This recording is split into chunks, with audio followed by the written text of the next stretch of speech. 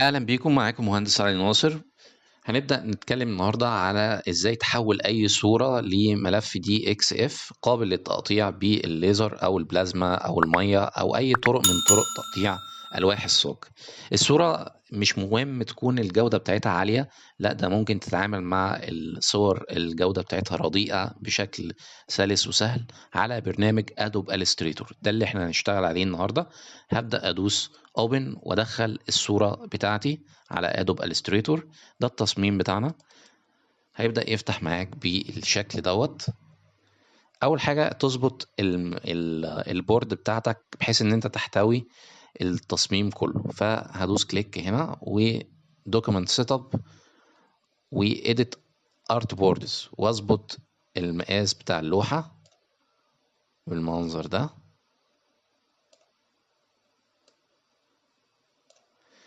بعد كده تدوس سكيب. في مقاس اللوحة هنا انت ممكن تعمل يعني، وانا جوه الدوكيمنت سيت اب اقدر اظبط السكيل بتاع التصميم لو انا عايز اغير فيه، بس كده كده الموضوع على المكنة بتقدر تظبط السكيل على حسب اللوحة او مقاس اللوح الصاج اللي انت هتطبع عليه او هتقطع عليه الشكل دوت. فهنشتغل على السكيل 1:1 عادي بالمنظر ده. وهنبدأ نشتغل ازاي. هدوس على الصورة، على اي لون في الصورة، ويبقى معايا تول بار اسمها Image Trace. لو مش ظاهرة معاك بتخش على ويندو وتختار Image Trace. طيب هبدأ ادوس اول حاجة Trace هنا، هيظلل لي هيحول لي الرسمة كلها ل فريمز او خطوط بالمنظر ده. هزود الزيرشولد بحيث ان انا اخليها كلها متظللة. من نافيجيتور هعمل زوم، لو نافيجيتور مش ظاهرة هخش على ويندو واختار نافيجيتور. هنزوم كده. دي النتيجة. لو النتيجة عجباك بالمنظر ده ممكن نبدأ نخش على ايه، تحويل DXF على طول. بس لو عايز تحسنها شوية من ادفانسد، من باص، نعلي الانحناء بتاع الباص. بس كل ما ازود اقرب من 100% الهاي، كل ما الكواليتي تكون افضل. الكورنرز لو مش عايز يبقى فيه شارب ايدج، تحاول تخليها كورنرز عن طريق ان انت تزود الكورنر او الراوند بتاع الايه الشارب ايدج. والنويز هنسيبها لاختيار البرنامج بالمنظر ده. هرجع على الديفولت.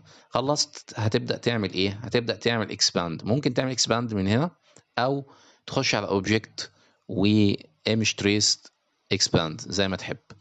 كده عملنا اكسباند وخلاص حولنا يعني الملف لفيكتور.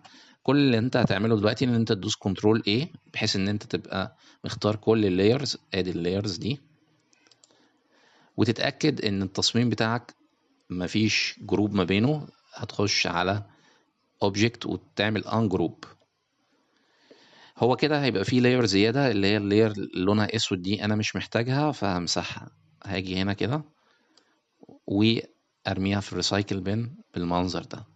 كده خلصنا. هدوس كنترول A واختار كل اللايرز دي وابدأ اعمل اكسبورت للملف ده ك DXF. هخش على فايل واختار اكسبورت از واسيف في المكان اللي انا عايزه. هنقول مثلا تو كات اسم الملف وادوس اكسبورت. بس تختار الاكستنشن الاول، الاكستنشن اللي احنا هنختاره المتوافق مع معظم مكن التقطيع ال DXF. وادوس اكسبورت وهنسيب السكيل زي ما هو 1:1 وعلى الماكسيموم ادابيليتي واكسبورت سيلكت ارت اونلي وادوس اوكي. هيبدأ يحفظ لي الملف DXF عندي في المكان اللي انا اخترته زي ده. هنبدأ نشيك عليه كده مثلا على برنامج اوتوكاد. هدوس كليك وافتحه، هيبقى بالمنظر اللي انت شايفه ده. كواليتي عالية جدا وكده قابل للتقطيع على اي مكنة بلازما او ليزر او خلافه. اتمنى يكون الفيديو مفيد، وباذن الله نتقابل في فيديوهات اخرى. كان معاكم مهندس علي ناصر، تحياتي.